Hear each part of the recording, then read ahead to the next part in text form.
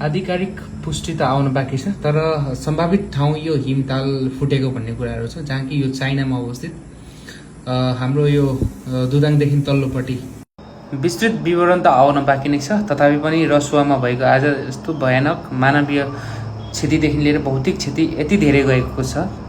तपाईहरूलाई मलाई जहाँसम्म लागेको कुरा चाहिँ म तपाईहरूलाई देखाउन चाहन्छु। एउटा म्यापबाट प्रारम्भिक अनुसन्धान गर्दाखेरि चाहिँ यो जुन बरफले ढाकिएको जुन चट्टानहरू छ, एभलान्स पनि भन्छ समथिङ त्यसलाई, त्यो बरफले गर्दा खोला थुनिएर यो हुन सक्ने भन्ने आकलन लगाउन सकिन्छ भने समग्र तपाईहरूलाई म गुगल म्यापको तर्फबाट आज चाहिँ सकेको जुन पुष्टि त हुन बाँकी नै छ, तर आकलन लगाउन धेरै आधारहरू रहेको छ भने हिमताल चाहिँ यहाँ माथि चाइनाको हाम्रो यो दुदाङ भन्ने ठाउँमा चाहिँ यो 3वटा हिमतालहरू छ।